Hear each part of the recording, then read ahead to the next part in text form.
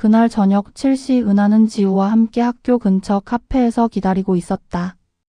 오랜만에 만나는 동창들이었지만 설렘보다는 긴장감이 앞섰다. 각자에게 온 그 봉투들 때문에 모인 자리라는 걸 모두가 알고 있었다. 가장 먼저 나타난 사람은 차도연이었다. 학창시절 미술부 에이스였던 그녀는 이제 유명한 드로잉 유튜버가 되어 있었다. 화려한 컬러의 머리카락과 개성 넘치는 패션은 여전했지만 어딘지 지쳐 보이는 표정을 감출 수 없었다. 언니들 오랜만이에요? 도연은 평소보다 조용한 목소리로 인사했다. 그녀의 손에도 똑같은 봉투가 들려 있었다. 곧이어 최봉우가 들어왔다. 예전 과학부 부장이었던 그는 이제 스타트업 CTO로 성공한 개발자가 되어 있었다. 검은 테 안경 뒤로 여전히 예리한 눈빛을 번뜩였지만 어깨가 움츠러든 채로 걸어오고 있었다. 다들 그것 때문에 온 거죠? 봉우는 자리에 앉자마자 봉투를 테이블 위에 올려놓았다. 마지막으로 한소림이 나타났다. 학창시절 늘 조용히 웃던 그녀는 지금 지역구 의원 보좌관으로 일하고 있었다. 단정한 정장 차림이었지만 평소의 차분한 미소는 온데간데 없었다. 미안해요, 늦어서. 회의가 길어졌어요? 소림도 다른 사람들과 같은 봉투를 가지고 있었다. 네 사람이 모두 모이자 카페 안이 묘하게 고요해졌다. 20년 전 같은 반이었던 이들이지만 지금은 서로 다른 삶을 살고 있는 어른들이었다. 하지만 테이블 위에 놓인 5개의 봉투는 그들을 다시 그때의 학생으로 만들고 있었다. 자, 은하가 먼저 입을 열었다. 우리 모두 같은 이유로 여기 온 것 같으니까 솔직하게 이야기해봐요. 각자 뭐가 들어 있었는지부터. 도연이 떨리는 손으로 자신의 봉투를 열었다. 안에는 폴라로이드 사진이 들어 있었다. 미술실에서 그림을 그리고 있는 뒷모습이었는데 캠퍼스에는 눈물 흘리는 소녀의 얼굴이 그려져 있었다. 사진 뒷면에는 분필로 이렇게 쓰여 있었다. 눈을 그렸니? 눈을 감았니? 이게 내가 그린 윤설이의 초상화예요? 그런데 언제 누가 이 사진을? 도연의 목소리가 떨렸다. 은하는 그 그림을 기억했다. 윤설이 미술 시간에 자화상을 그리라고 했을 때 도연이 대신 그려준 그림이었다. 윤설은 자신의 얼굴을 그리는 걸 싫어했었다. 봉우가 자신의 봉투를 열었다. 사진은 과학실에서 현미경을 들여다보는 모습이었는데 배경의 칠판에는 복잡한 화학 공식들이 적혀 있었다. 뒷면의 메시지는 이랬다. 증명하라 네가 본 공식을. 이 공식들 내가 윤설이한테 개인 과외 줄 때 설명한 거예요? 그런데 이 사진은 누가? 봉우는 사진을 뒤집어 보며 당황스러워했다. 마지막으로 소림이 자신의 봉투를 열었다. 사진은 복도에서 다른 학생들이 누군가를 괴롭히는 장면을 멀리서 지켜보는 모습이었다. 피해자의 얼굴은 보이지 않았지만 교복과 체형으로 윤설임을 알 수 있었다. 뒷면에는 착한 방과는 없다. 소림은 사진을 보며 얼굴이 창백해졌다. 나는 그냥 지나간 거였어요? 끼어들면 나까지 당할까봐? 네 사람은 서로의 사진을 돌려보며 침묵했다.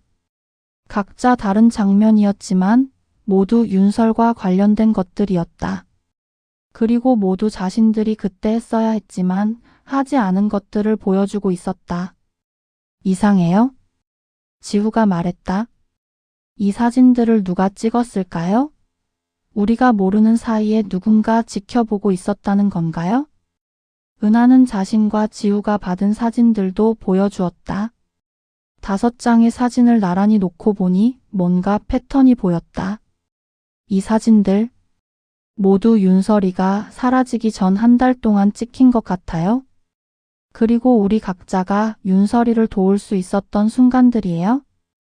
도연이 고개를 끄덕였다. 맞아요. 내가 윤설이 초상화를 그려준 건 그 애가 자신의 얼굴을 그리기 싫다고 했을 때예요. 뭔가 이상하다고 생각했는데 그냥 넘어갔죠? 봉우도 이야기했다. 나도 그래요? 윤설이한테 과외해주면서 그 애가 자꾸 누군가 나를 지켜보고 있는 것 같다고 했어요. 그런데 그냥 신경과민이라고 생각했죠. 소림은 더욱 작은 목소리로 말했다. 복도에서 그 장면을 봤을 때 도와줘야 한다고 생각했어요. 하지만 무서웠어요. 나까지 표적이 될까봐. 은하는 가슴이 아팠다. 모두가 윤설의 신호를 받았었다. 하지만 아무도 행동하지 않았다. 우리가 다 알면서도 모른 척했네요. 은하가 중얼거렸다.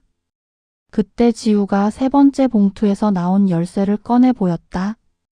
그런데 이건 뭘까요? 교무실 비서랍이라고 했는데. 교무실 비서랍? 소림이 놀란 표정으로 물었다. 그게 담임 선생님 개인 서랍이에요? 나 보좌관 업무로 학교 시설 관리도 담당해서 아는데 그 서랍에는 학생들 상담 기록이 보관되어 있어요. 모두의 시선이 소림에게 집중됐다. 상담 기록이요? 네. 문제가 있는 학생들이나 특별 관리가 필요한 학생들의 기록이요? 만약 윤설이 관련 기록이 있다면? 은하는 심장이 뛰는 소리를 들었다. 그럼 우리 오늘 밤에 가봐야 하는 거네요? 위험할 수도 있어요? 봉우가 걱정스럽게 말했다. 하지만 도연이 단호하게 말했다. 가야죠. 우리가 20년 동안 못다 한 일이잖아요? 네 사람은 서로를 바라봤다. 각자 다른 인생을 살아왔지만 윤설이라는 이름 앞에서는 여전히 그때의 학생들이었다. 그럼 결정이네요? 은하가 말했다. 오늘 밤 자정에 학교에서 만나요? 하지만 혼자 가지는 말아요? 메모에도 증인이 필요하다고 했으니까. 모두가 고개를 끄덕였다. 카페를 나서면서 은하는 뒤를 돌아봤다. 창가 자리에 앉아있던 한 사람이 급히 일어나 나가는 것이 보였다. 그 사람의 뒷모습이 낯익었지만 금세 사라져버렸다. 지후 오빠 방금 그 사람 봤어요? 응? 누구? 하지만 이미 그 사람은 사라진 뒤였다. 은하는 불안한 마음을 떨치지 못한 채 집으로 향했다. 그날 밤 각자의 집에서 네 사람은 잠들지 못했다. 모두 같은 것을 생각하고 있었다. 20년 전 그 밤에 무슨 일이 있었는지, 그리고 오늘 밤 그들이 무엇을 발견하게 될지. 해시태그 5장 가짜 장학금. 자정 5분 전 네 사람은 학교 후문에서 만났다. 달빛이 교정을 희미하게 비추고 있었고 경비실 창문에는 불이 꺼져 있었다. 소림이 미리 확인해둔 대로 야간 경비원은 12시 30분에 순찰을 나간다고 했다. 정말 들어가는 거예요? 도연이 떨리는 목소리로 물었다. 지금까지 와서 포기할 수는 없잖아요? 은하가 대답했다. 지후가 가져온 손전등을 켜며 앞장서서 걸었다. 교무실까지 가는 길은 익숙했지만 어둠 속에서는 모든 것이 낯설어 보였다. 교무실 문은 예상대로 잠겨 있었다. 하지만 봉우가 어릴 때부터 잠을 쐈다는 것을 좋아했던 덕분에 몇 분 만에 문을 열 수 있었다. 역시 과학부 부장답네요. 소림이 감탄했다. 교무실 안은 고요했다. 책상들과 서류 캐비닛들이 어둠 속에서 거대한 그림자를 드리우고 있었다. 네 사람은 손전등 불빛을 의지해 비서랍을 찾기 시작했다. 여기 있어요? 도연이 구석에 있는 철제 서류함을 발견했다. B- 학생 상담 기록이라고 라벨이 붙어 있었다. 은하가 받은 열쇠로 서랍을 열자 두꺼운 파일들이 가나다 순으로 정리되어 있었다. 지우가 윤설 파일을 찾아 꺼냈다. 있어요? 생각보다 두꺼운데. 파일을 열자 예상치 못한 내용들이 나왔다. 윤설의 상담 기록뿐만 아니라 장학재단 관련 서류들도 함께 들어 있었다. 잠깐, 이게 뭐예요? 소림이 한 서류를 집어들었다. 윤설 추모 장학금 설립 계획서라고 되어 있어요. 추모 장학금? 은하가 놀랐다. 언제 만든 거예요? 지우가 서류를 살펴봤다. 2003년. 윤설이가 사라진 바로 그 해네요. 그런데 이상해요. 우리는 추모식도 제대로 못했는데. 봉우가 다른 서류를 꺼내 보였다. 여기 장학재단 회계장부도 있어요. 보세요. 윤설 추모장학금 계정이 실제로 있어요. 그런데 그가 페이지를 넘기며 당황스러워했다. 집행 내역이 비어 있어요. 20년간 한 푼도 지급된 적이 없다는 거죠.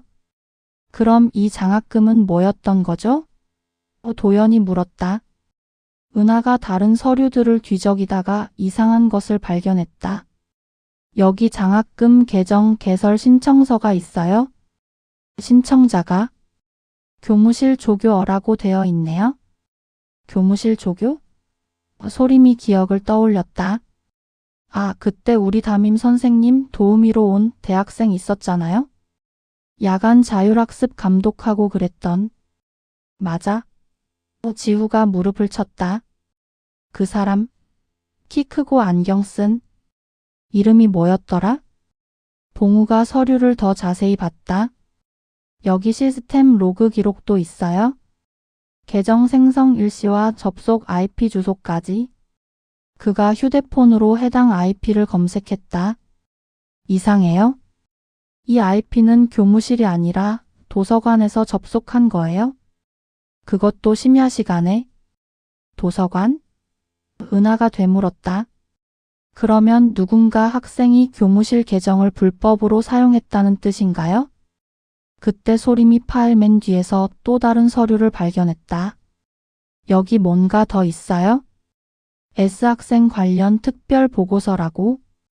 그 보고서를 펼치자 모두가 숨을 멈췄다. 윤설의 사진과 함께 상세한 관찰 기록이 적혀 있었다. 6월 10일 복도에서 3학년 남학생들과 마주쳤을 때 과도하게 위축되는 모습 관찰. 6월 12일 미술실에서 자화상 과제를 거부함. 대신 분필로 바닥에 그림 그리는 행동 반복. 6월 15일 사물함에서 찢어진 종이들 발견. 본인이 그린 스케치로 추정. 6월 18일 상담 신청했으나 당일 나타나지 않음. 집에 연락 시도했으나 부재. 이 기록들 누가 이렇게 자세히 관찰한 거죠? 도연이 떨리는 목소리로 물었다. 보고서 마지막 페이지에는 충격적인 내용이 있었다. 6월 20일 밤 학교에 무단 출입한 것을 확인. 옥상으로 향하는 것을 목격했으나 제지하지 않음. 해당 학생의 의도를 파악하고자 관찰 지속. 6월 21일 새벽 계획대로 진행됨. 더 이상의 문제는 발생하지 않을 것으로 판단. 관련 기록 정리 필요? 네 사람은 서로를 바라봤다. 보고서의 의미가 점점 명확해지고 있었다.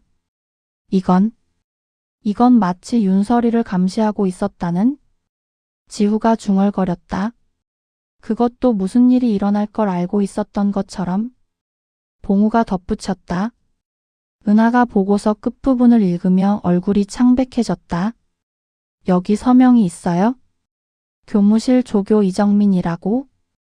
그 순간 모두의 기억이 되살아났다. 이정민. 그때 교무실을 도왔던 대학생 조교? 늘 학생들을 유심히 관찰하고 담임 선생님이 없을 때 야간 자율학습을 감독했던 사람. 그 사람이 윤설이를 지켜보고 있었다는 거예요? 소림이 믿을 수 없다는 표정으로 물었다. 도연이 파일맨 마지막 페이지를 넘겼다. 거기에는 손글씨로 쓰인 메모가 있었다. 장학금 계정은 증거 인멸용. 만약 사건이 문제가 될 경우 학교에서 해당 학생을 위해 노력했다는 알리바이로 활용 가능. 실제 지급은 하지 않되 장부상으로만 존재시킬 것. 이게 다 계획된 일이었다는 거예요? 은하의 목소리가 떨렸다. 그때 교무실 문 쪽에서 소리가 났다. 발걸음 소리였다. 네 사람은 순간 얼어붙었다. 누군가 오고 있어요? 봉우가 속삭였다. 하지만 도망갈 시간이 없었다. 교무실 문이 천천히 열렸고 손전등 불빛이 들어왔다. 거기 누구야? 익숙한 목소리였다. 네 사람이 돌아보니 백발이 성성한 남자가 서 있었다. 20년 전 그들의 담임 선생님이었던 백문호였다. 선생님? 은하가 놀라며 말했다. 백문호는 그들을 보더니 한숨을 쉬었다. 역시 너희였구나. 오늘 밤 누군가 올 줄 알았어? 그는 손에 봉투 하나를 들고 있었다. 다른 사람들이 받은 것과 똑같은 봉투였다. 나에게도 왔다. 그가 봉투를 보여주며 말했다. 그리고 알았지. 이제 숨길 수 없다는 걸. 교무실 안이 정적에 쌓였다. 20년 만에 마주한 담임 선생님, 그리고 그들이 발견한 충격적인 진실들. 윤설의 죽음 뒤에 숨겨진 진짜 이야기가 이제 시작되려 하고 있었다. 앉아라. 백문호가 지친 목소리로 말했다. 이제 모든 걸 이야기해줄 시간이 된 것 같구나. 그날 저녁 7시 은하는 지우와 함께 학교 근처 카페에서 기다리고 있었다. 오랜만에 만나는 동창들이었지만 설렘보다는 긴장감이 앞섰다. 각자에게 온 그 봉투들 때문에 모인 자리라는 걸 모두가 알고 있었다. 가장 먼저 나타난 사람은 차도연이었다. 학창시절 미술부 에이스였던 그녀는 이제 유명한 드로잉 유튜버가 되어 있었다. 화려한 컬러의 머리카락과 개성 넘치는 패션은 여전했지만 어딘지 지쳐 보이는 표정을 감출 수 없었다.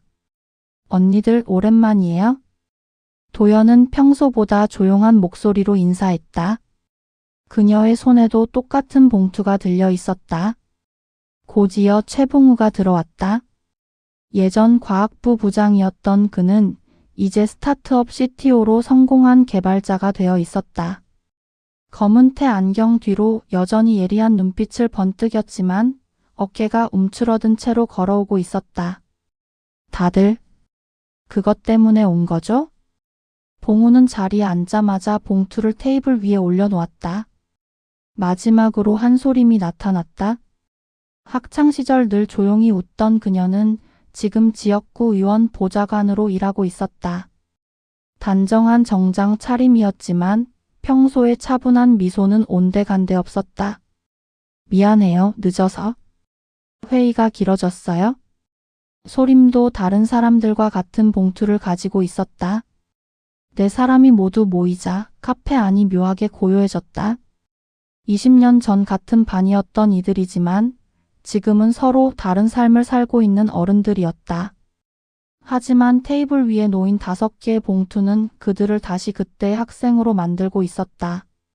자, 은하가 먼저 입을 열었다. 우리 모두 같은 이유로 여기 온 것 같으니까 솔직하게 이야기해봐요. 각자 뭐가 들어 있었는지부터. 도연이 떨리는 손으로 자신의 봉투를 열었다.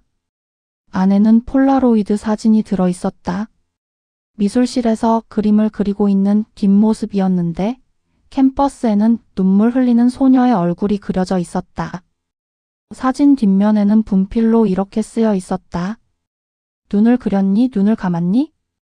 이게 내가 그린 윤설이의 초상화예요? 그런데 언제 누가 이 사진을? 도연의 목소리가 떨렸다. 은하는 그 그림을 기억했다. 윤설이 미술 시간에 자화상을 그리라고 했을 때 도연이 대신 그려준 그림이었다. 윤설은 자신의 얼굴을 그리는 걸 싫어했었다. 봉우가 자신의 봉투를 열었다. 사진은 과학실에서 현미경을 들여다보는 모습이었는데 배경의 칠판에는 복잡한 화학 공식들이 적혀 있었다. 뒷면의 메시지는 이랬다. 증명하라 네가 본 공식을. 이 공식들 내가 윤설이한테 개인 과외 줄 때 설명한 거예요? 그런데 이 사진은 누가? 봉우는 사진을 뒤집어 보며 당황스러워했다. 마지막으로 소림이 자신의 봉투를 열었다. 사진은 복도에서 다른 학생들이 누군가를 괴롭히는 장면을 멀리서 지켜보는 모습이었다. 피해자의 얼굴은 보이지 않았지만 교복과 체형으로 윤설임을 알 수 있었다. 뒷면에는 착한 방과는 없다. 소림은 사진을 보며 얼굴이 창백해졌다. 나는 그냥 지나간 거였어요? 끼어들면 나까지 당할까봐? 네 사람은 서로의 사진을 돌려보며 침묵했다. 각자 다른 장면이었지만 모두 윤설과 관련된 것들이었다. 그리고 모두 자신들이 그때 했어야 했지만 하지 않은 것들을 보여주고 있었다. 이상해요? 지우가 말했다. 이 사진들을 누가 찍었을까요? 우리가 모르는 사이에 누군가 지켜보고 있었다는 건가요? 은하는 자신과 지우가 받은 사진들도 보여주었다. 5장의 사진을 나란히 놓고 보니 뭔가 패턴이 보였다. 이 사진들 모두 윤설이가 사라지기 전 한 달 동안 찍힌 것 같아요. 그리고 우리 각자가 윤설이를 도울 수 있었던 순간들이에요. 도연이 고개를 끄덕였다. 맞아요. 내가 윤설이 초상화를 그려준 건 그 애가 자신의 얼굴을 그리기 싫다고 했을 때예요. 뭔가 이상하다고 생각했는데 그냥 넘어갔죠. 봉우도 이야기했다. 나도 그래요. 윤설이한테 과외해주면서 그 애가 자꾸 누군가 나를 지켜보고 있는 것 같다고 했어요. 그런데 그냥 신경과민이라고 생각했죠. 소림은 더욱 작은 목소리로 말했다. 복도에서 그 장면을 봤을 때 도와줘야 한다고 생각했어요. 하지만 무서웠어요. 나까지 표적이 될까봐. 은하는 가슴이 아팠다. 모두가 윤설의 신호를 받았었다. 하지만 아무도 행동하지 않았다. 우리가 다 알면서도 모른 척했네요. 은하가 중얼거렸다. 그때 지우가 3번째 봉투에서 나온 열쇠를 꺼내 보였다. 그런데 이건 뭘까요? 교무실 비서랍이라고 했는데. 교무실 비서랍? 소림이 놀란 표정으로 물었다. 그게 담임 선생님 개인 서랍이에요? 나 보좌관 업무로 학교 시설 관리도 담당해서 아는데 그 서랍에는 학생들 상담 기록이 보관되어 있어요. 모두의 시선이 소림에게 집중됐다. 상담 기록이요? 네. 문제가 있는 학생들이나 특별 관리가 필요한 학생들의 기록이요? 만약 윤설이 관련 기록이 있다면? 은하는 심장이 뛰는 소리를 들었다. 그럼 우리 오늘 밤에 가봐야 하는 거네요? 위험할 수도 있어요? 봉우가 걱정스럽게 말했다. 하지만 도연이 단호하게 말했다. 가야죠. 우리가 20년 동안 못다 한 일이잖아요? 네 사람은 서로를 바라봤다. 각자 다른 인생을 살아왔지만 윤설이라는 이름 앞에서는 여전히 그때의 학생들이었다. 그럼 결정이네요? 은하가 말했다. 오늘 밤 자정에 학교에서 만나요? 하지만 혼자 가지는 말아요? 메모에도 증인이 필요하다고 했으니까. 모두가 고개를 끄덕였다. 카페를 나서면서 은하는 뒤를 돌아봤다. 창가 자리에 앉아있던 한 사람이 급히 일어나 나가는 것이 보였다. 그 사람의 뒷모습이 낯익었지만 금세 사라져버렸다. 지후 오빠 방금 그 사람 봤어요? 응? 누구? 하지만 이미 그 사람은 사라진 뒤였다. 은하는 불안한 마음을 떨치지 못한 채 집으로 향했다. 그날 밤 각자의 집에서 네 사람은 잠들지 못했다. 모두 같은 것을 생각하고 있었다. 20년 전 그 밤에 무슨 일이 있었는지, 그리고 오늘 밤 그들이 무엇을 발견하게 될지. 자정 5분 전 네 사람은 학교 후문에서 만났다. 달빛이 교정을 희미하게 비추고 있었고 경비실 창문에는 불이 꺼져 있었다. 소림이 미리 확인해둔 대로 야간 경비원은 12시 30분에 순찰을 나간다고 했다. 정말 들어가는 거예요? 도연이 떨리는 목소리로 물었다. 지금까지 와서 포기할 수는 없잖아요? 은하가 대답했다. 지후가 가져온 손전등을 켜며 앞장서서 걸었다. 교무실까지 가는 길은 익숙했지만 어둠 속에서는 모든 것이 낯설어 보였다. 교무실 문은 예상대로 잠겨 있었다. 하지만 봉우가 어릴 때부터 잠을 쐈다는 것을 좋아했던 덕분에 몇 분 만에 문을 열 수 있었다. 역시 과학부 부장답네요. 소림이 감탄했다. 교무실 안은 고요했다. 책상들과 서류 캐비닛들이 어둠 속에서 거대한 그림자를 드리우고 있었다. 네 사람은 손전등 불빛을 의지해 비서랍을 찾기 시작했다. 여기 있어요? 도연이 구석에 있는 철제 서류함을 발견했다. B- 학생상 담기록이라고 라벨이 붙어 있었다. 은하가 받은 열쇠로 서랍을 열자 두꺼운 파일들이 가나다 순으로 정리되어 있었다. 지우가 윤설 파일을 찾아 꺼냈다. 있어요? 생각보다 두꺼운데. 파일을 열자 예상치 못한 내용들이 나왔다. 윤설의 상담 기록뿐만 아니라 장학재단 관련 서류들도 함께 들어 있었다. 잠깐, 이게 뭐예요? 소림이 한 서류를 집어들었다. 윤설 추모 장학금 설립 계획서라고 되어 있어요. 추모 장학금? 은하가 놀랐다. 언제 만든 거예요? 지후가 서류를 살펴봤다. 2003년. 윤설이가 사라진 바로 그 해네요. 그런데 이상해요. 우리는 추모식도 제대로 못했는데. 봉우가 다른 서류를 꺼내 보였다. 여기 장학재단 회계장부도 있어요. 보세요. 윤설 추모장학금 계정이 실제로 있어요. 그런데 그가 페이지를 넘기며 당황스러워했다. 집행 내역이 비어 있어요. 20년간 한 푼도 지급된 적이 없다는 거죠. 그럼 이 장학금은 뭐였던 거죠? 도연이 물었다. 은하가 다른 서류들을 뒤적이다가 이상한 것을 발견했다. 여기 장학금 계정 개설 신청서가 있어요. 신청자가 교무실 조교어라고 되어 있네요. 교무실 조교? 소림이 기억을 떠올렸다. 아, 그때 우리 담임 선생님 도우미로 온 대학생 있었잖아요. 야간 자율학습 감독하고 그랬던. 맞아. 지후가 무릎을 쳤다. 그 사람, 키 크고 안경 쓴. 이름이 뭐였더라? 봉우가 서류를 더 자세히 봤다.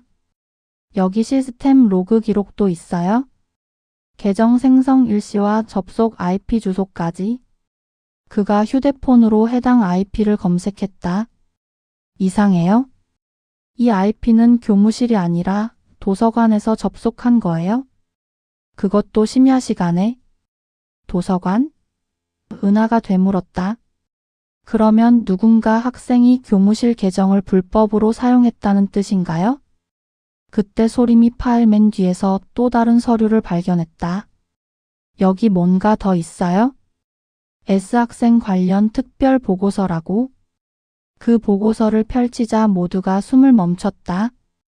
윤설의 사진과 함께 상세한 관찰 기록이 적혀 있었다. 6월 10일 복도에서 3학년 남학생들과 마주쳤을 때 과도하게 위축되는 모습 관찰. 6월 12일 미술실에서 자화상 과제를 거부함. 대신 분필로 바닥에 그림 그리는 행동 반복. 6월 15일 사물함에서 찢어진 종이들 발견. 본인이 그린 스케치로 추장. 6월 18일 상담 신청했으나 당일 나타나지 않음. 집에 연락 시도했으나 부재. 이 기록들 누가 이렇게 자세히 관찰한 거죠? 도연이 떨리는 목소리로 물었다. 보고서 마지막 페이지에는 충격적인 내용이 있었다. 6월 20일 밤 학교에 무단 출입한 것을 확인. 옥상으로 향하는 것을 목격했으나 제지하지 않음. 해당 학생의 의도를 파악하고자 관찰 지속. 6월 21일 새벽 계획대로 진행됨. 더 이상의 문제는 발생하지 않을 것으로 판단. 관련 기록 정리 필요? 네 사람은 서로를 바라봤다. 보고서의 의미가 점점 명확해지고 있었다. 이건 마치 윤설이를 감시하고 있었다는? 지후가 중얼거렸다. 그것도 무슨 일이 일어날 걸 알고 있었던 것처럼. 봉우가 덧붙였다. 은하가 보고서 끝부분을 읽으며 얼굴이 창백해졌다. 여기 서명이 있어요? 교무실 조교 이정민이라고? 그 순간 모두의 기억이 되살아났다. 이정민. 그때 교무실을 도왔던 대학생 조교? 늘 학생들을 유심히 관찰하고 담임 선생님이 없을 때 야간 자율학습을 감독했던 사람. 그 사람이 윤설이를 지켜보고 있었다는 거예요? 소림이 믿을 수 없다는 표정으로 물었다. 도연이 파일 맨 마지막 페이지를 넘겼다. 거기에는 손글씨로 쓰인 메모가 있었다. 장학금 계정은 증거인멸용? 만약 사건이 문제가 될 경우 학교에서 해당 학생을 위해 노력했다는 알리바이로 활용 가능. 실제 지급은 하지 않되 장부상으로만 존재시킬 것. 이게 다 계획된 일이었다는 거예요? 은하의 목소리가 떨렸다. 그때 교무실 문 쪽에서 소리가 났다. 발걸음 소리였다. 네 사람은 순간 얼어붙었다. 누군가 오고 있어요? 봉우가 속삭였다. 하지만 도망갈 시간이 없었다. 교무실 문이 천천히 열렸고 손전등 불빛이 들어왔다. 거기 누구야? 익숙한 목소리였다. 네 사람이 돌아보니 백발이 성성한 남자가 서 있었다. 20년 전 그들의 담임 선생님이었던 백문호였다. 선생님? 은하가 놀라며 말했다. 백문호는 그들을 보더니 한숨을 쉬었다. 역시 너희였구나. 오늘 밤 누군가 올 줄 알았어? 그는 손에 봉투 하나를 들고 있었다. 다른 사람들이 받은 것과 똑같은 봉투였다. 나에게도 왔다. 그가 봉투를 보여주며 말했다. 그리고 알았지. 이제 숨길 수 없다는 걸. 교무실 안이 정적에 쌓였다. 20년 만에 마주한 담임 선생님, 그리고 그들이 발견한 충격적인 진실들.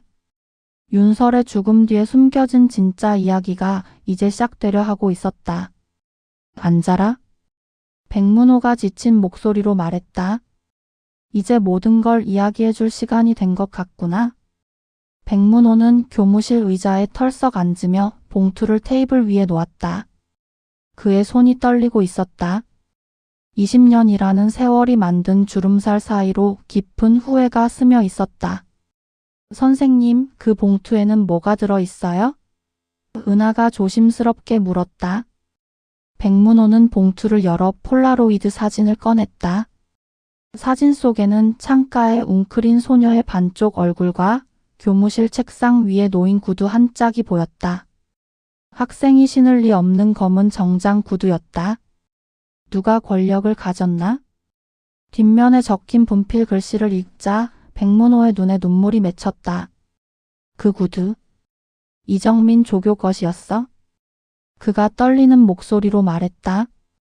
나는 그때 알아야 했는데. 네 사람은 숨을 죽이고 기다렸다.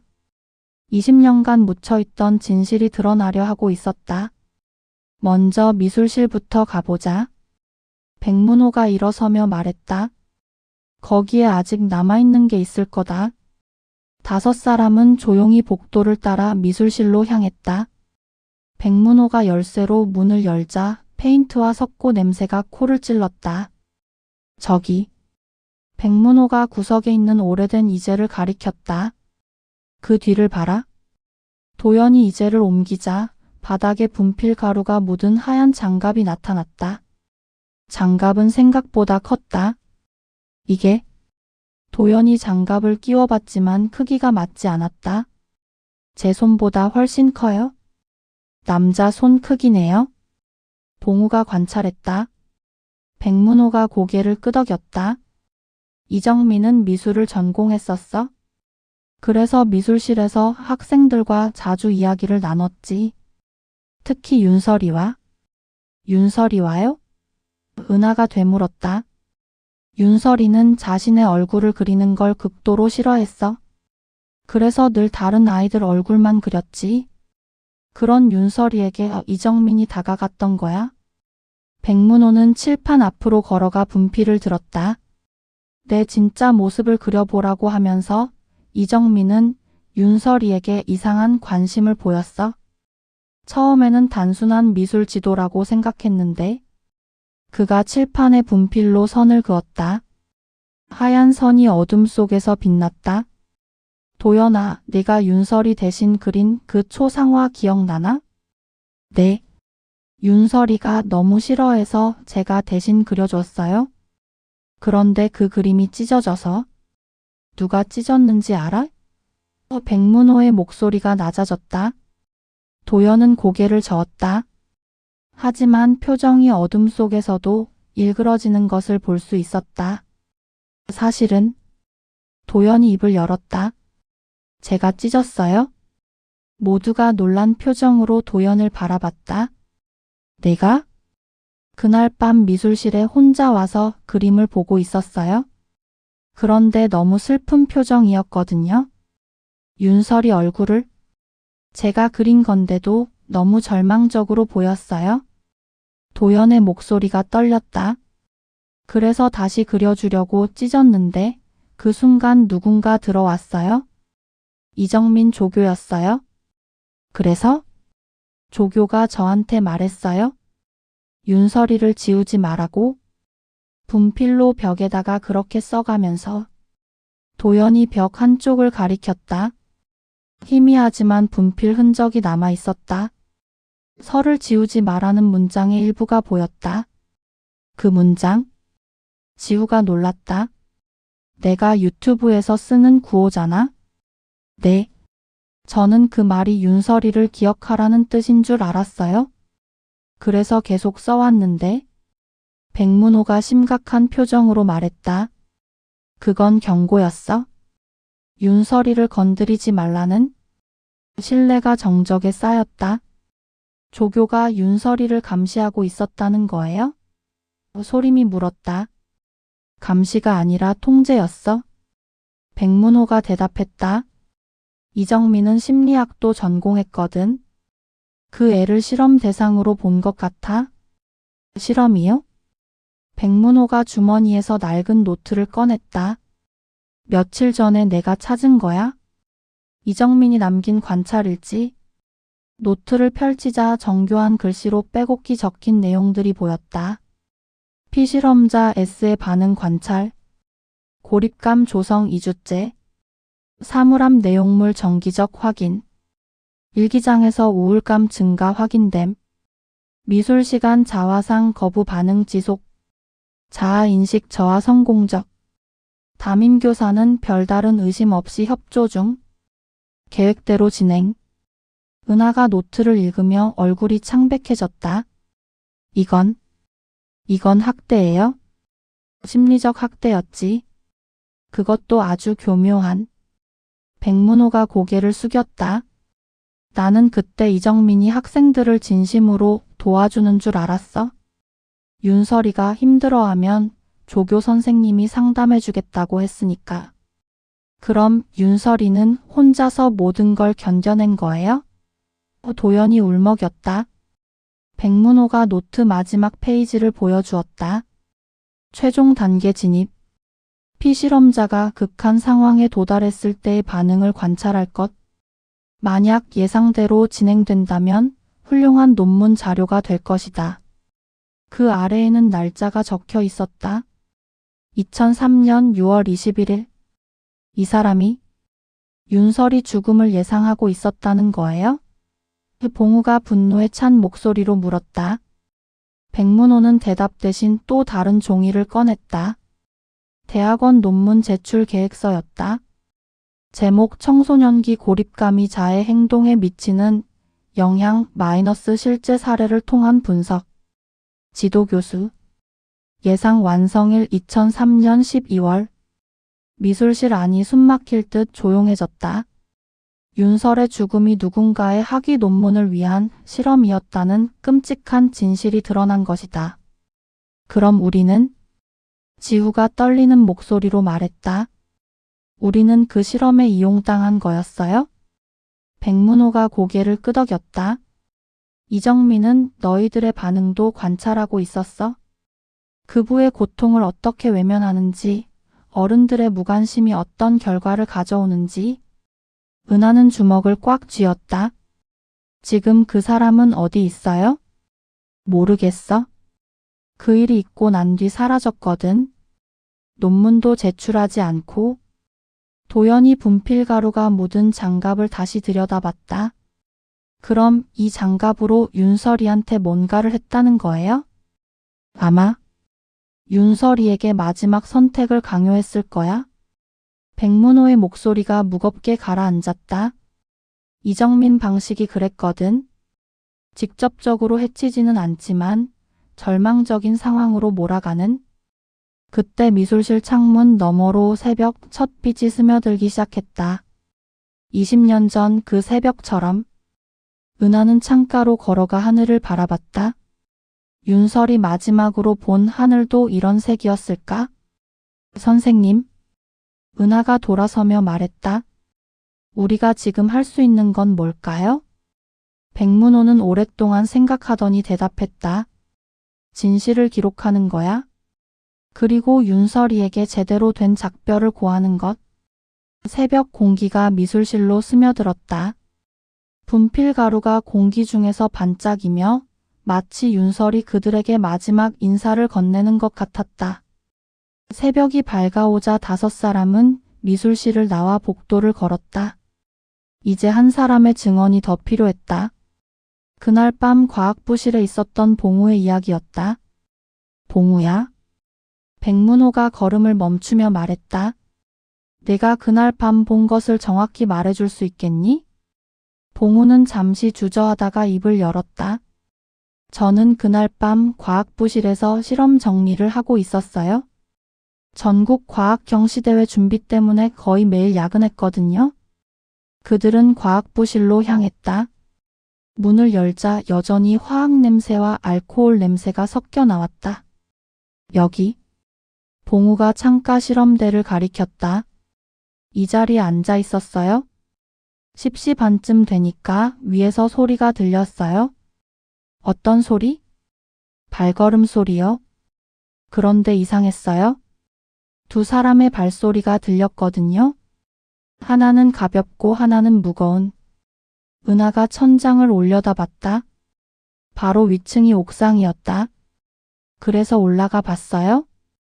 처음엔 그냥 넘어가려 했어요. 그런데 갑자기 큰 소리가 났어요. 뭔가 떨어지는 소리 같은. 봉우의 목소리가 떨렸다. 그래서 옥상으로 올라갔는데 문이 열려 있었어요. 평소엔 항상 잠겨 있는데.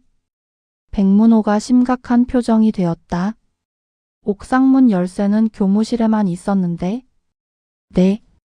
그래서 더 이상했어요? 봉우가 계속했다. 올라가 보니까 아무도 없었어요.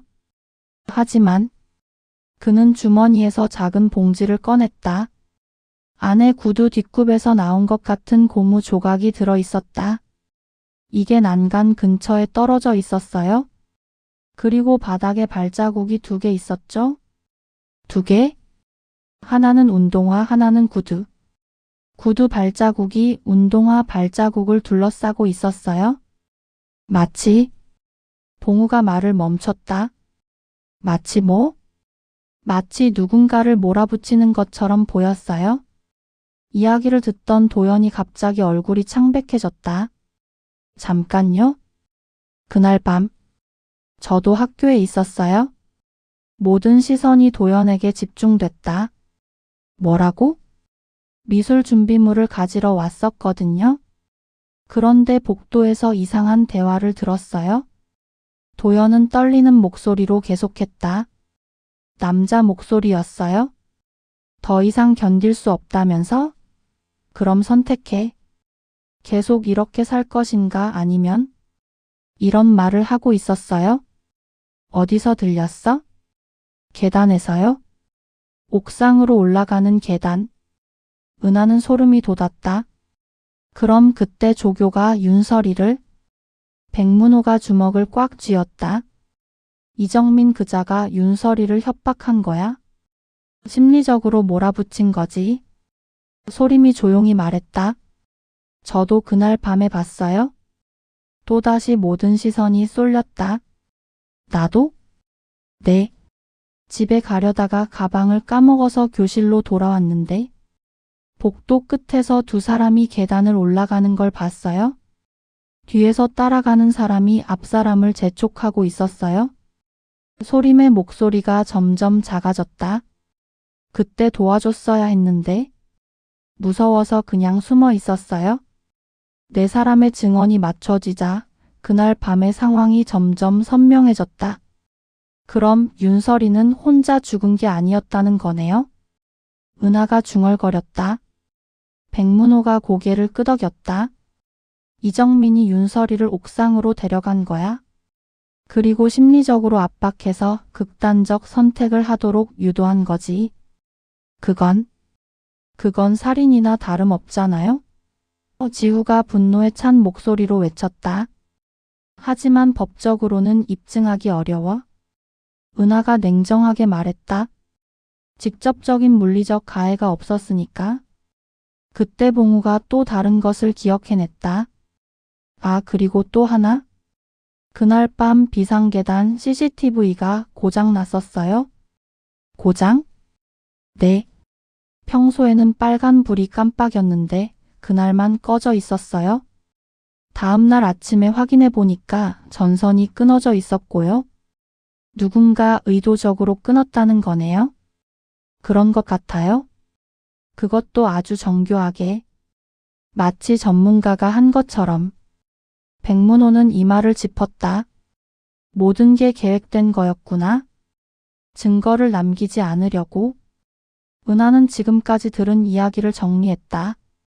그럼 이정민은 윤설이를 몇 달간 심리적으로 괴롭혔고 마침내 그 애를 옥상으로 불러내서 극단적 선택을 하도록 압박했다는 거네요. 그리고 우리는? 지후가 괴로운 표정으로 말했다. 우리는 그 과정을 그냥 지켜만 봤고. 아니야. 백문호가 단호히 말했다. 너희들도 피해자야. 이정민은 너희들의 반응까지 실험 대상으로 본 거니까. 하지만 네 사람의 죄책감이 쉽게 사라지지는 않았다.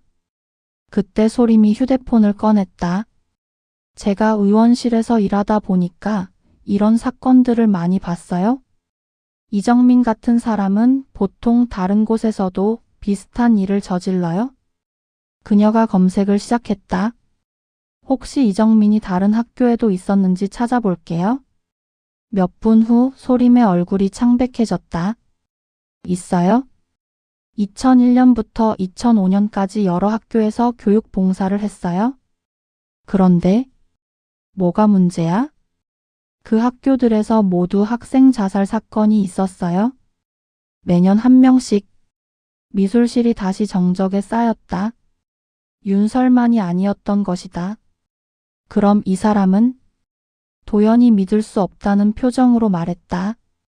연쇄살인마예요? 은하가 단호히 말했다. 법적으로는 입증하기 어렵겠지만. 백문호가 일어서며 말했다.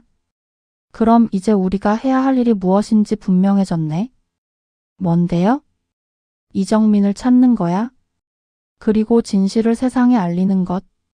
창문 밖으로 완전한 새벽이 밝아오고 있었다. 20년 만에 윤설의 진실이 빛을 보는 순간이었다. 하지만 이들은 아직 모르고 있었다. 이정민이 여전히 그들을 지켜보고 있다는 것을. 그리고 이번에는 그들이 표적이 될 수 있다는 것을. 복도 끝에서 익숙한 실루엣이 사라지고 있었지만 아무도 그것을 보지 못했다. 새벽 6시 5사람은 학교 강당으로 돌아왔다. 20해 전 은하가 강연을 했던 그 무대 위에 다시 서 있었다. 칠판에는 여전히 진실을 지우지 말라는 분필 글씨가 선명했다. 은하는 무대 중앙에 서서 동료들을 바라봤다. 모두 지쳐 보였지만 눈빛만은 20년 전보다 확고했다. 이제 자신이 말할 차례였다. 제가 그날 무엇을 했는지 정확히 말씀드릴게요. 은하의 목소리가 강당에 울렸다. 마이크 없이도 선명하게 들렸다. 6월 20일 오후 4시. 윤설이가 상담실에서 울고 있었어요. 그녀는 그날의 기억을 차근차근 되짚었다. 저는 반장으로서 문제 학생들을 관리하라는 지시를 받고 있었어요. 담임 선생님과 이정민 조교로부터. 그런데 윤설이를 보는 순간 뭔가 심각하다는 걸 직감했어요. 은하는 칠판 앞으로 걸어가 분필을 들었다. 윤설이는 저에게 이렇게 말했어요. 언니, 나 더 이상 못 견디겠어. 누군가 계속 나를 지켜보고 있어. 내 사물함을 뒤지고 내 일기를 읽고 내 그림을 찢어버려. 분필로 칠판에 도와주세요 라고 썼다. 하얀 글씨가 어둠을 가르며 나타났다. 그런데 저는 뭐라고 했을까요? 은하는 동료들을 바라봤다. 내일 이야기하자. 지금은 바쁘니까. 그렇게 말하고 문을 닫았어요. 도연이 작은 목소리로 물었다. 왜요? 왜 그랬어요? 은하는 쓰라린 미소를 지었다. 무서웠어요? 만약 윤설이 문제에 깊이 관여하면 제가 대학 추천해서 불이익을 받을 것 같았거든요. 반장으로서의 평가에도 나쁜 영향을 줄 것 같았고 강당 안이 고요해졌다. 그리고 그날 밤 은하는 칠판에 6월 20일 밤 11시라고 썼다. 저는 학교에 있었어요. 반장 업무 때문에 야간 자율학습 점검을 해야 했거든요. 그런데 복도에서 윤설이를 봤어요. 어디서요? 교무실에서 나오는 윤설이를 봤어요. 이정민 조교와 함께. 백문호가 긴장한 표정으로 몸을 앞으로 기울였다. 그때 윤설이 상태가 어땠어? 끔찍했어요. 얼굴이 창백하고 눈이 완전히 죽어 있었어요. 이정민 조교가 윤설이 어깨에 손을 올리고 뭔가 속삭이고 있었죠. 은하는 그때의 장면을 떠올리며 목소리가 떨렸다. 조교가 저를 보더니 웃으면서 말했어요. 반장님, 윤설이와 중요한 상담을 하고 있으니까 방해하지 마세요. 내일이면 모든 문제가 해결될 거예요. 그래서요? 저는 고개를 끄덕이고 그냥 지나갔어요. 은하는 칠판에 분필을 힘껏 내리쳤다. 분필이 부러지면서 가루가 흩날렸다. 윤설이가 제게 마지막으로 보낸 시선을 아직도 기억해요. 언니, 도와주세요 라고 말하는 것 같았어요. 하지만 저는 모른 척했어요. 지후가 괴로운 표정으로 물었다. 그럼 윤설이가 옥상으로 올라가는 것도 봤어요? 네. 조교가 윤설이를 데리고 계단으로 향하는 걸 봤어요. 그때가 11시 30분쯤이었어요. 은하는 주머니에서 낡은 도장 케이스를 꺼냈다. 안에는 반으로 깨진 반장 도장이 들어 있었다. 이 도장으로 윤설이 결석 사유를 확인해야 했어요. 하지만 저는 확인하지 않았어요. 그냥 빈칸으로 두었죠. 케이스를 바닥에 떨어뜨렸다. 깨진 도장이 강당 바닥에 굴러다녔다. 다음 날 아침 윤설이 소식을 들었을 때 저는 제가 살인자라는 걸 알았어요. 은하야? 백문호가 위로하려 했지만 은하는 손을 들어 제지했다. 아니에요, 선생님. 저는 방관자가 아니었어요. 공범이었어요. 그녀는 칠판을 향해 등을 돌리고 동료들을 바라봤다. 저는 반장이라는 권력을 가지고 있었어요. 그 권력으로 윤설이를 구할 수 있었어요. 하지만 저는 그 권력을 제 이익을 위해 사용했죠. 소림이 눈물을 흘리며 말했다. 우리 모두 그랬어요. 각자 작은 권력이라도 가지고 있었는데 윤설이를 위해서는 쓰지 않았어요. 맞아요? 도연이 고개를 끄덕였다. 저는 미술부 에이스였어요. 선생님들이 제 말은 들어줬을 텐데 윤설이를 위해서는 한 번도 목소리를 내지 않았어요. 봉우도 말했다. 저는 과학부 부장이었어요. 논리적으로 설명할 수 있었는데 윤설이 상황을 분석해서 어른들에게 보고하지 않았어요? 지훈은 주먹을 꽉 쥐었다. 저는 학급 부반장이었어요. 은하가 안 하면 제가라도 해야 했는데. 저도 입시가 더 중요했어요. 5사람은 서로를 바라보며 침묵했다. 각자 다른 형태의 권력을 가지고 있었지만 모두 그 권력을 자신을 위해서만 사용했던 것이다. 은하가 다시 입을 열었다. 그래서 저는 미성년자 사건 전문 변호사가 되었어요. 속죄하려고. 하지만 이제 깨달았어요. 진짜 속죄는 다른 거라는 걸. 뭔데요? 진실을 말하는 것. 그리고 책임을 지는 것. 은하는 칠판에 우리의 판결이라고 썼다. 저는 제안해요. 우리 스스로에게 판결을 내리는 거예요. 법정이 아닌 양심의 법정에서. 백문호가 놀란 표정으로 물었다. 무슨 뜻이야? 우리 각자가 윤설이 앞에서 자신의 죄를 인정하고 앞으로 어떻게 살아갈 것인지 약속하는 거예요. 은하는 강단 중앙에 섰다. 저부터 시작할게요. 그녀는 칠판을 향해 고개를 숙였다. 마치 그곳에 윤설이 서 있는 것처럼. 윤설아, 미안해. 언니가 너를 지켜주지 못했어. 반장이라는 권력을 가지고도 너를 외면했어. 목소리가 떨렸다. 하지만 이제 약속할게. 다시는 아이들의 신호를 외면하지 않겠어? 그리고 너처럼 고통받는 아이들을 끝까지 보호하겠어? 은하는 칠판에 자신의 이름을 썼다. 그리고 그 옆에 평생 속죄라고 적었다. 다른 4사람도 하나씩 나와서 자신의 고백과 약속을 말했다. 각자 다른 방식이었지만 모두 진심이었다. 마지막으로 백문호가 나섰다. 나는 교사로서 가장 큰 책임이 있어. 학생을 보호하지 못했고 조교의 실체를 파악하지 못했어. 그는 깊이 고개를 숙였다. 하지만 이제라도 내가 할 수 있는 일이 있어. 윤설이 이야기를 세상에 알리는 것. 그리고 이정민을 찾아내는 것. 5사람의 고백이 끝나자 강당에는 묘한 평화가 찾아왔다. 20년간 짊어진 죄책감이 조금씩 정화되는 느낌이었다. 하지만 이때 강당 뒤편에서 박수 소리가 들렸다. 아름다운 고백이군요. 5사람이 돌아보니 한 남자가 서 있었다. 20년 전보다 나이가 들었지만 여전히 날카로운 눈빛을 가진 남자. 이정민이었다. 오랜만이군요, 여러분. 강당 안이 얼어붙었다. 이정민은 20년 전과 거의 같은 모습이었다. 키 크고 마른 체형, 날카로운 안경, 그리고 차가운 미소.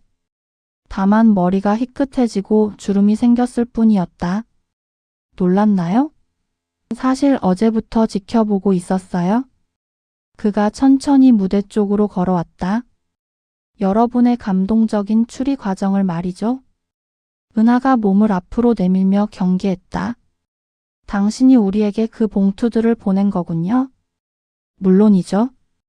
20년 전 실험의 마지막 단계예요. 가해자들이 성인이 된 후 죄책감이 어떻게 작동하는지 관찰하는 것. 이정민은 무대에 올라와 칠판을 바라봤다. 진실을 지우지 마라. 제가 쓴 문장이에요. 윤설이에게 했던 마지막 말이기도 하고요. 백문호가 분노에 찬 목소리로 외쳤다. 이 미친 놈아. 내가 그 아이를 죽인 거야? 죽였다고요? 이정민이 비웃었다. 저는 손 하나 대지 않았어요. 다만 선택권을 제시했을 뿐이죠. 그는 칠판에 분필로 도표를 그리기 시작했다. 피실험자 S-윤설의 심리 상태 변화를 보세요. 1단계 고립감 조성, 2단계 자존감 파괴, 3단계 절망감 극대화, 4단계 최종 선택. 도연이 떨리는 목소리로 물었다. 선택이 뭐였어요? 간단해요. 계속 이렇게 살 것인가 아니면 끝낼 것인가? 저는 단지 상황을 제시했을 뿐이에요. 이정민은 차분한 목소리로 계속했다. 그날 밤 옥상에서 윤설이에게 말했어요. 내 고통을 끝낼 방법이 있다. 하지만 선택은 네가 하는 거야. 나는 강요하지 않아. 소림이 주먹을 쥐고 소리쳤다. 그게 강요가 아니라고요? 절망에 빠진 아이에게. 법적으로는 강요가 아니에요? 심리학적으로는? 글쎄요, 흥미로운 실험이었죠. 이정민은 가방에서 두꺼운 파일을 꺼냈다. 이건 제 박사 논문이에요. 2010년에 완성했죠.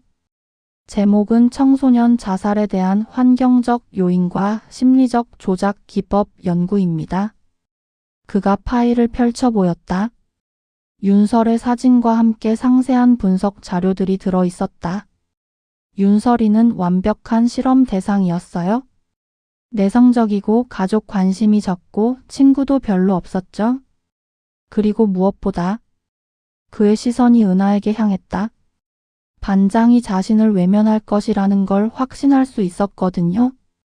은하는 몸이 떨렸다. 내가 당신 실험의 일부였다고요? 물론이죠. 여러분 모두가요. 그부들의 무관심이 피실험자에게 미치는 영향도 중요한 변수였으니까요. 봉우가 분노로 떨리며 소리쳤다. 그럼 다른 학교 학생들도? 네, 총 7명이요. 모두 성공적인 실험이었어요. 이정민은 태연하게 대답했다. 각기 다른 조건에서 어떤 반응을 보이는지 확인하는 것이 목적이었거든요. 윤설이는 그 중에서도 가장 예측 가능한 결과를 보여줬어요.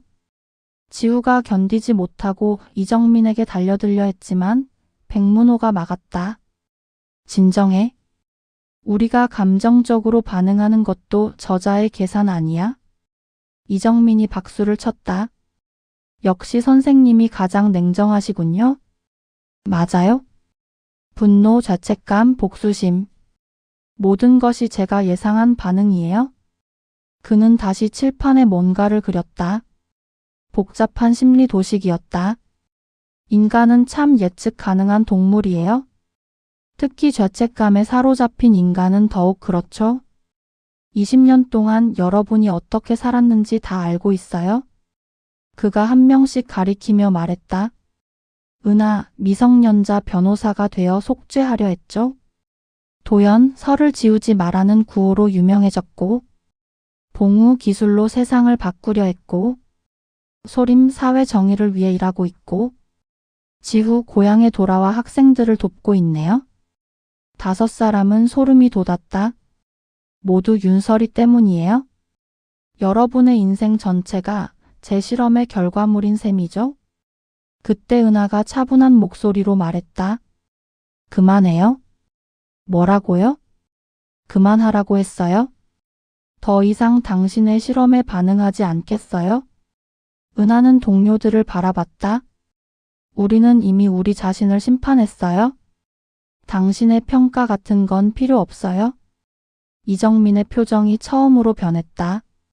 흥미롭네요. 예상과 다른 반응이군요. 우리가 제안하는 건 진실 듣기예요. 은하가 단호하게 말했다. 당신도 우리도 모두 테이블에 앉아서 그날 무슨 일이 있었는지 정확히 이야기하는 거예요. 왜 그래야 하죠? 윤설이를 위해서요? 그 아이가 마지막 순간에 무엇을 느꼈는지 정말로 알고 싶어요? 이정민은 잠시 생각하더니 고개를 끄덕였다. 좋아요. 마지막 실험으로 흥미로울 것 같네요. 6사람은 강당 앞자리에 원형으로 앉았다. 마치 20년 전 교실에서 토론하던 때처럼. 그럼 제가 먼저 말할게요. 이정민이 입을 열었다. 윤설이는 제가 생각했던 것보다 훨씬 강한 아이였어요. 그의 목소리에 처음으로 감정이 섞였다. 마지막 밤 옥상에서 윤설이가 제게 말했어요. 선생님, 전 선생님을 용서해요. 하지만 더 이상 선생님의 실험에 참여하고 싶지 않아요. 강당이 조용해졌다. 그리고 덧붙였어요. 언니들에게 전해주세요. 전 언니들을 원망하지 않는다고. 다만 다음에는 더 용기 있게 살아달라고. 이정민의 목소리가 떨렸다. 그 순간 저는 제가 무슨 일을 하고 있는지 깨달았어요. 하지만 이미 너무 늦었죠? 도연이 눈물을 흘리며 물었다. 그럼 윤설이는 끝까지 우리를 생각하고 있었다는 거예요? 네. 마지막까지요. 침묵이 흘렀다. 20년 만에 들은 윤설이의 진짜 마지막 말이었다. 은하가 조용히 말했다. 고마워요. 이제 우리는 정말로 윤설이를 보내드릴 수 있을 것 같아요.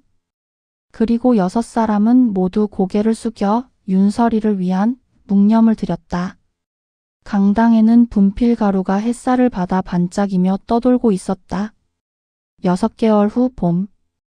교정의 오래된 벽에 새로운 벽화가 완성되어 있었다.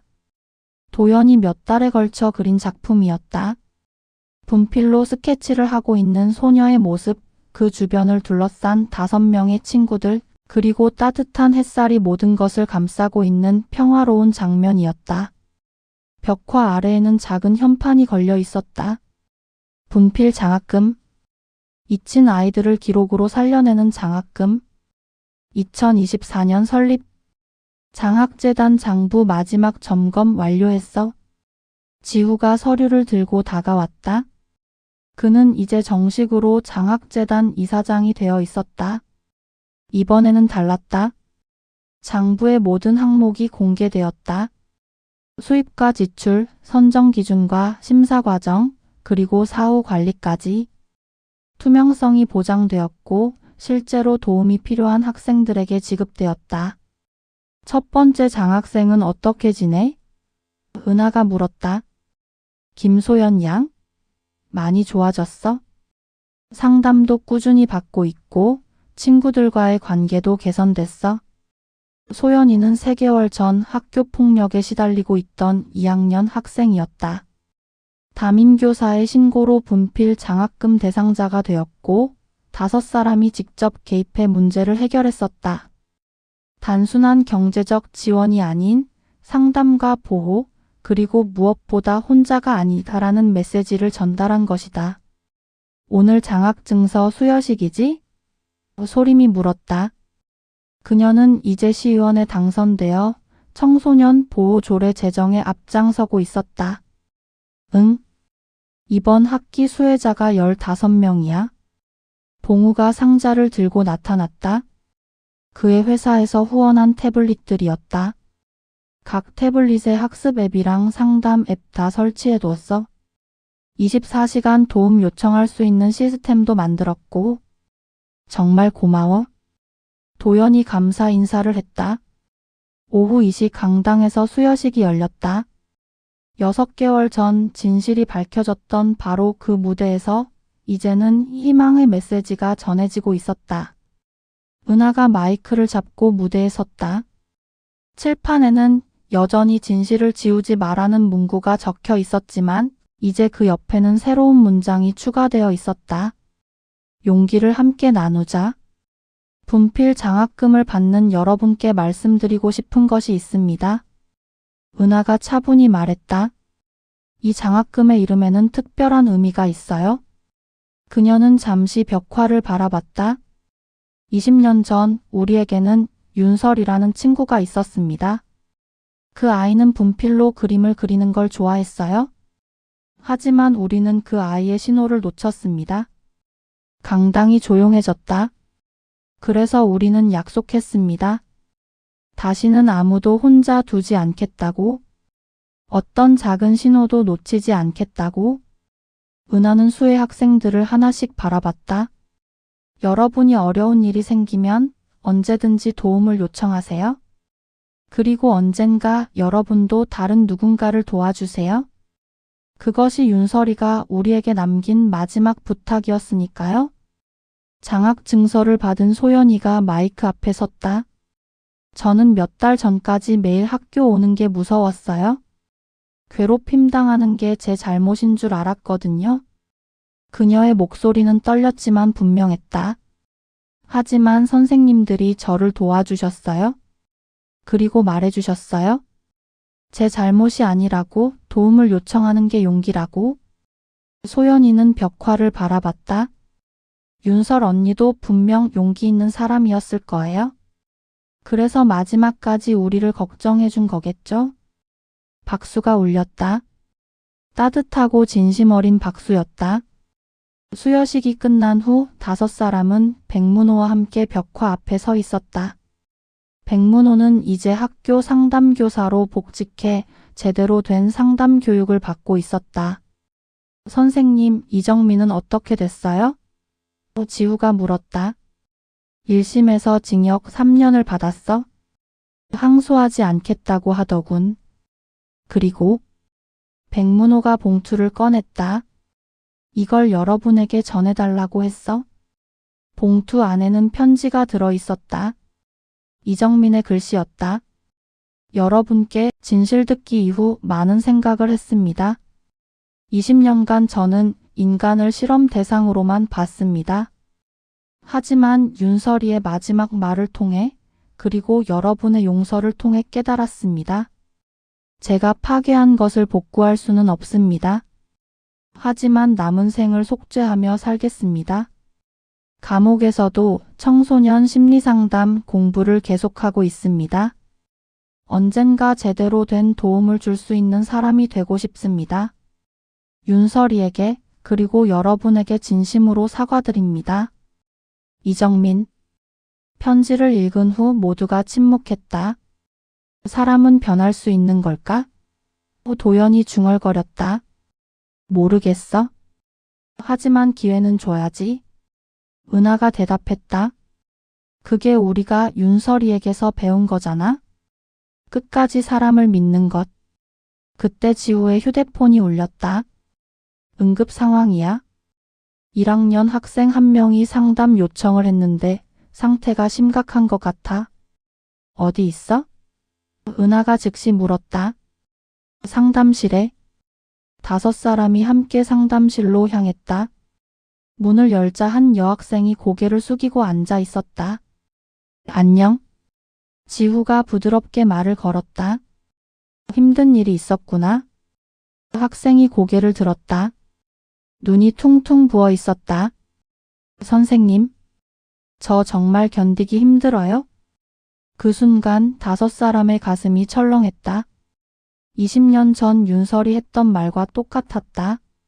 하지만 이번에는 달랐다. 괜찮아? 은하가 학생 옆에 앉으며 말했다. 우리가 여기 있어? 천천히 이야기해봐. 혼자가 아니야. 도연이 덧붙였다. 같이 해결해보자. 소림이 말했다. 우리가 도와줄게. 봉우가 확신에 찬 목소리로 말했다. 학생이 조금씩 자신의 이야기를 풀어놓기 시작했다. 가정 문제, 친구들과의 갈등, 성적, 스트레스. 복잡하고 어려운 문제들이었다. 하지만 5사람은 포기하지 않았다. 각자의 전문성을 살려 학생을 도왔다. 법적 조언, 행정 지원, 심리적 공감, 상담, 그리고 실질적 해결 방안까지. 2시간 후 학생의 얼굴에 희망이 돌아왔다. 정말 도와주실 거죠? 학생이 조심스럽게 물었다. 약속해. 은하가 단호하게 답했다. 학생이 돌아간 후 5사람은 다시 벽화 앞에 모였다. 저녁 노을이 벽화를 붉게 물들이고 있었다. 은하가 주머니에서 새 분필을 꺼냈다. 그리고 칠판에 새로운 선을 그었다. 오늘 또 하나? 하얀 선 하나가 더 그어졌다. 내일도 그을 거야? 지후가 말했다. 매일? 도연이 고개를 끄덕였다. 계속. 소림이 덧붙였다. 영원히? 봉우가 마무리했다. 5사람은 벽화 속 윤설을 바라봤다.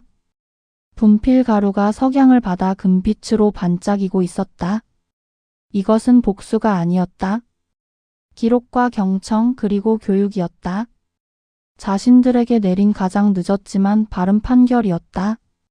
멀리서 종소리가 울렸다. 새로운 하루를 알리는 종소리였다. 흰 선들이 계속 그어질 것이었다. 아무도 지울 수 없는 약속의 선들이 진실은 지워지지 않았다. 그리고 앞으로도 지워지지 않을 것이었다. 심판의 밤은 끝났지만 정의는 계속됩니다. 구독과 좋아요는 다음 이야기를 이어가는 힘이 됩니다.